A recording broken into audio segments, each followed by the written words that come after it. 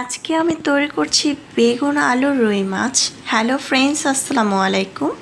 আজকের রেসিপিতে স্বাগতম জানাচ্ছি। প্রথমে রুই মাছটাকে ধুয়ে পরিষ্কার করে নিয়েছি, হলুদ লবণ মেখে নিয়েছি, কিছুক্ষণ রেস্টে রেখেছিলাম। চুলায় একটি প্যান বসে পর্যাপ্ত পরিমাণ তেল দিয়েছি, প্রায় আধা কাপের মতো।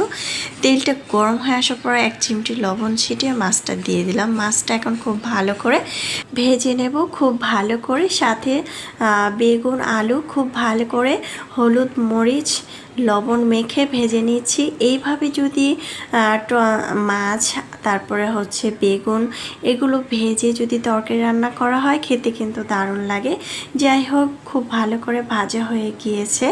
এই পর্যায়ে আমি ওই তেলটার মধ্যে 1 চিমটি আস্ত পাঁচফোড়ন দিয়ে দিলাম। আপনারা চাইলে আস্ত জিরা অ্যাড করতে পারেন। পাঁচফোড়নটা দিলে কিন্তু সুন্দর একটি ফ্লেভার আসে। আর দিয়ে দিলাম পেঁয়াজ কুচি, 2টি বড় সাইজের পেঁয়াজ দিয়ে দিলাম, 4-5টা কাঁচামরিচ মাঝখান থেকে কেটে দিয়ে দিলাম, 1টি তেজপাতা ছিঁড়ে দিয়ে দিলাম, আদা বাটা রসুন বাটা 1/2 চামচ করে দিয়ে দিলাম।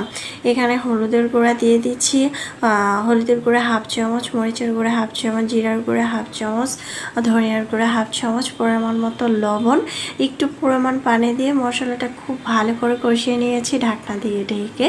তারপরে ভাজা আলু বেগুন মাছ দিয়ে দিলাম, দিয়ে এগুলো একটু খুব ভালো করে ভেজে নেব, কষিয়ে নিচ্ছি। কষানোর পরে আমি এখানে ফুটন্ত গরম পানি দিয়ে দিচ্ছি।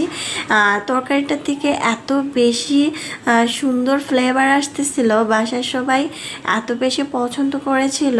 আর আমার বাসায় বাচ্চারা যখন পছন্দ করে যে কোনো কিছু রান্না করলে আমার কাছে ভীষণ ভালো লাগে। এখন পানি দিয়ে টমেটো দিয়ে দিলাম, তারপর ঢাকনা দিয়ে ঢেকে চুলার আঁচ বাড়িয়ে দিয়ে প্রায় 4 থেকে 5 মিনিট রান্না করে তারপর ঢাকনাটাকে উঠিয়ে ধনে পাতা কুচি দিয়ে দেবো, অথবা বাসায় ভাজা জিরার গুঁড়া থাকলে অ্যাড করতে পারেন।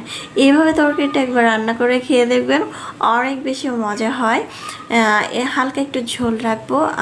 এটা যখন একটু বলক আসবে তখন আমি চুলাটা বন্ধ করে দেব। এই তো দেখতে পাচ্ছেন একদম কিন্তু তরকারিটা মাখা মাখা হয়ে গিয়েছে।